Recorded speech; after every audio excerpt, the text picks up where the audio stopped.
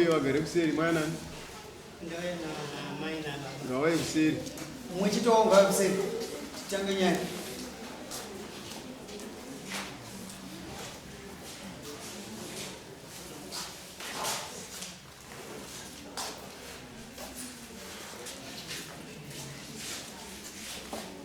right spirit nzotaurisai taurisai songo avada kunzata nyaya yangu yaita kuti ndiuye kudare kuno murume wangu akandiramba saka andiramba ndaida kuti andipewo chikamu chezvatikashanda tese ndiwanewo kutora mwana wangu nechengeta abva kupamba ndabva kushamba makarambanirana kukumba hamurambanirane kupa munorambanirana muno zvonyorwa uko kuti marambana maseparate kana makada kuzororwa nemumwe morwa nemumwe saka munototangisa kurambana panyowani muno mudzorerei shere nakuti pashere nandikamuona amunafonere mangoze chiende kwakwe iye akanditi zvona nziyo ndiwakandiramba kuzauze saka mzani marambana muromo chete taure mkazi wakamuramba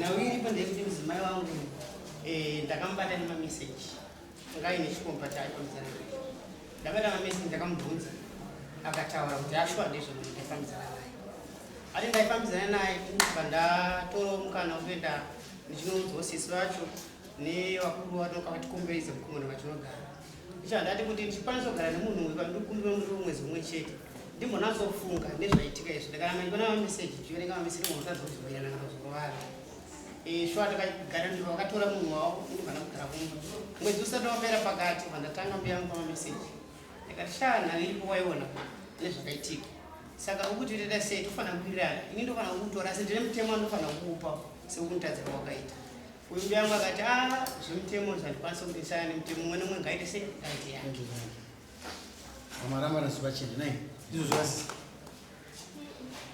hazvisirizvo murume wangu zvakuita hazvizvo zvakutanga iye ndiye akandiramba aiwa mirati mbodzoka wanga wakateerera here ati pane meseji yaakabata mufoni mako iwe ndizvo yaiva yei yaiva yei chikomba yaive chikomba saka iwoko uri kuti zvaakutaura zvisizvo ndopapa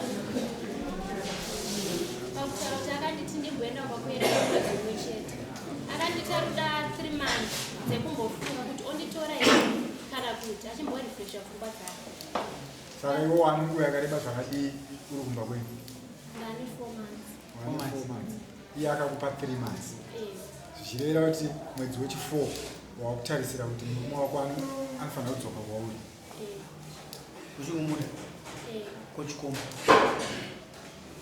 chikomba ndichide ndinoda murume wangu kana wanga usingachide meseji izvo wangu kutadza komakondisheni akataura mambo mudzimai wangu ndomuda saka ndakatombomufonera mashoko ndikwanisa kutaura naye akati handisokwanisa kuti chinge tichitaura tese uyezve pataura apa kuti ndakamupa 3 months yes takagara ndiri dombo nanatete vacho vakati 3 months zareba dzanyanya unobva waita nguva rasirira mba takupa mwedzi unowamotivatisera pana tete vacho varimwere chetata kundika kuwe vakundika ava ndana navagara pana amai womunhu ababa wangu Pana amai nemusikana nezvisisana.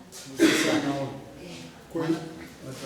sei uri kuramba maconditions maconditions paarikutora ananipa maconditions akuminya pano anipa maconditions aiyo ati haana kuti ndikakupa ati kana ndichida kuti udzokerane neni pachange pane maconditions iwo miraka wezi atikateerera iye achitaura iwo ukabva wati aiwa hazvisizvo ndopandiri kukubvunza kuti iwewe sei uri kuramba chi maconditions iwe uchiziva kuti ndiwakatadza murume wangu haana kumbondiudza kuti adonipa maconditions murume wangu akanditi iwo wakandiramba saka dai uri mumwe watsvaga basa ndakutofunga zvotorora nomukadzi iwe unguadai maconditions chimupa maconditions wezi wati uri kuda mukadzi wako Chandapa makondo. Wano mukadzi Ya mukadzi naye. unaye. Wakagara unaye. Umukadzi ndakazomutwara vatingaenda. Ini mambo ndi. Pa 3 months baba wangu Watotora mukadzi. pa 3 months wangu watotora. Pa 3 months. Ini ndasina kusa 3 months. Ngati pa 3 months wakabana mukadzi wangu watotora mukadzi. Wongenda ndakutora mukadzi. Saka iwo ngone girlfriend yane zvo. Mbumira musikana Girlfriend asandana. Saka wangu ione pa wangu pinamba. Ndakatongoda kumwedzi chidani musikana kufanda. Wangu pinamba. Leo shamba. Solema. Waitora mukadzi.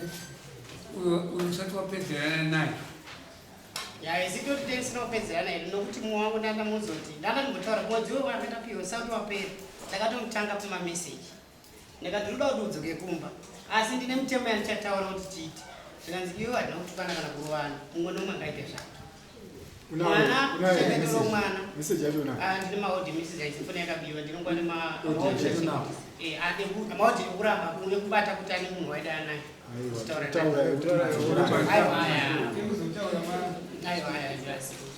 Saka tongoti isusu nyaya ine baba uri kuona nyaya inogona kugadzirike katoita zvezvi property zvavataura inogadzirika muroora wenyu mumudai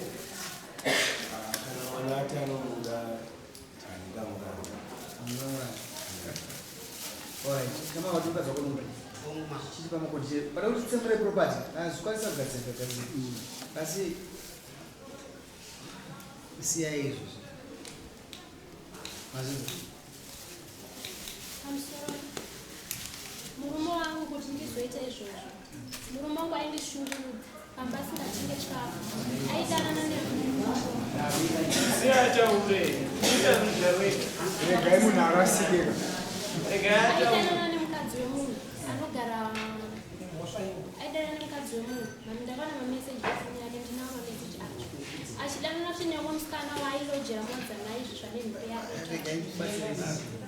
tinoramba zvikura mashuku ini ndakatadza iwe ungapindire muchini nokuti ndakatadza hazvisiri zvahazvo asi murume wangu akasitazvipindire munhu kasapinde munhu ongoevaibasa ndanda ne 6 months Wakambotaurirani. ndakataurira tete vangu Sisi wako wakambouta. aiwa Sei usina kuvaudza because ndiwo ari padhuze newe zvakadii. vatya sisi vangu Inonzi kutaura nyaya atete avamuka munhu. Saka uda kuhwanda nemunhu asi. Awo sisi makambozvinzwa. Nokuti kumba kwamuntu.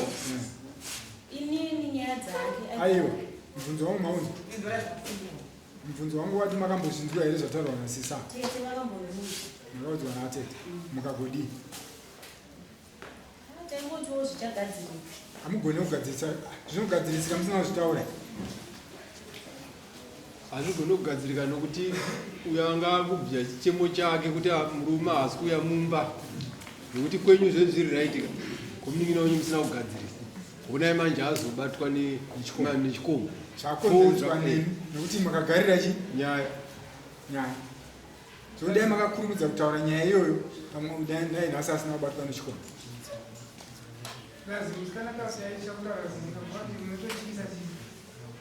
pamusoro chinoita kuti munina wangu anditi inyaya kuti aiti akauyawo kumba obata ndichada murume nekuti handipe mari hatenge chikafu pangu ndokuti iwe wadi kuti iwe uzvishandire utenge chikafu nekuti iwe kana munhu asingadi nemari yake ungamuite sei una mune vana akabva atanga kushanda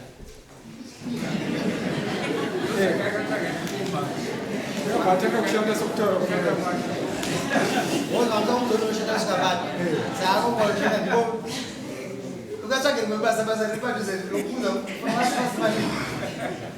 endai kumba mukuru munotsvaga atitirei handiti sisi naatitirei ivo naatitirei unogara pasi nemumweriweni magadzirisana kutsvuka kudai motiudza zvamarongo pane zvinhu hapana chandoda kukupa kana property oda kuti share hapana toshare toda kuti munogara pasi motaurirana azvinzwisa zvino naisisi pamukanyingwa papaya pamukanzimba pasisina waanefomani nhomba yakaperera yapo mudumba haina sasiti murume unongomuda ndizvozvo zvazvinani kutaura zinyayagadzisa kutaura ndakataura sabhara chakabatsira nokuti murume wangu kuti aiti kamutandiko hama dzangu kunotora aindoudza kuti hama dzangu dzakati hadzidi zvokuti ndirape chitongo ukarambo chitongwa neinokuaaa mukadzi baba maona chienda muzvapasa uchakusaziano uzokanza twinwa wange udini nanza twinwa mukadzi wokumuda zvishuwa mudzimai ndokuda kana ndikatoenda mumba naendedani nhasi enda naye apo kasi datienda kugara pasi Ukisabaya kuti mangana tochimuka. sora kutaurisa vanhu akutaura zvepamumba ndaona baba kuti tamuradza zvinhu zvayo zvikoreti raenda tora mhuri yako we umuda panze kugadzisana kasi pamunodzoka musa 21 ndinoda urongwa hwenyu mukaronga nemazva mukaronga zvacho izoti vana ava kugara zvese zvakanaka dzimwe nyaya zvinova mambo vachisizodzora kwamuri kuti mudzibatanidze dzifambe musha andizvozvo munouya musa 21 musasikonetsana kana zvaramba zviri sei zvaramba totsemura zvakashanda zvacho chiendai kumba mirai munyengwa mama